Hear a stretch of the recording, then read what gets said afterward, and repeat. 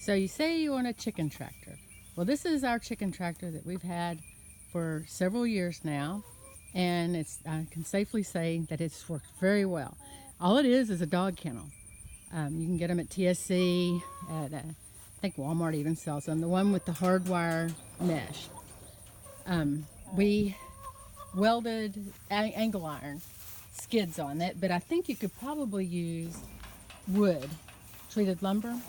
We also had to put wire mesh around the edges because the raccoons can easily reach in and pull your chickens out. So that's important. And we put a top on it because, of course, raccoons can climb, and that's very important.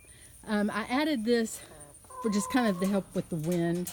It's somebody dumped a trampoline on our road, and it's the part that keeps the kids in jumping. Works really good. Wrapped all the way around, and then this piece of trim here was dumped, and that kind of helps hold it on.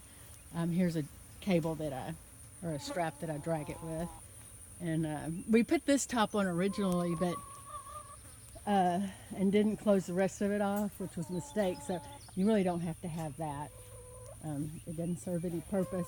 My roost are poles that I just put in between these things, and this is just a flagpole that somebody had in a scrap pile, and I use that to hold my feed and water up so you don't have to move anything when you drag it. We've got a hook here that holds the chain on to my four-wheeler, and it's basically all it is. I've made an extra pin in there that I can raise. The chickens can go under it right now, but I can lower it by using the slats, and when I get a new chicken I can put them in there. This is the favorite part of my chicken pen. It's a nesting box. It's just, I used a bunch of scraps around the wood shop. It's made out of cedar, and I had some flashing that I cut and made little shingles. It's held on by those two poles there. They're the same poles like this, and it's sitting on top of that and affixed to it. So it's very sturdy. It's not just hinged onto the metal. Okay, so what happens is my chickens get in here, and there's a hole. I don't put any grass or anything in here, any hay.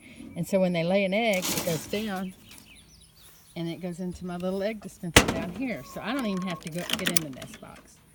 I just come out here and pick my eggs up. I used a slinky that comes down in, and then it gets in this thing, and then it just kind of swirls around. And so far it's worked really good. I really like it because I don't have to stick my hand in anything.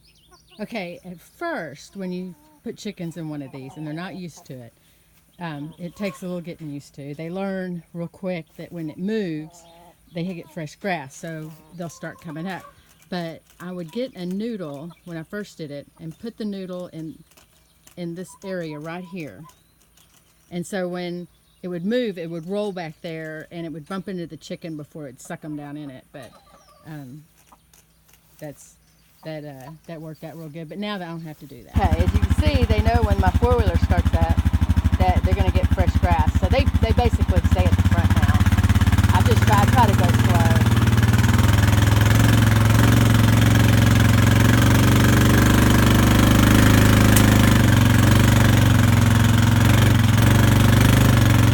Go up a little hill there, but we'll be getting in this shade before too long, and because it'll be summertime. So if you're thinking about getting a chicken tractor, this one has worked out really well.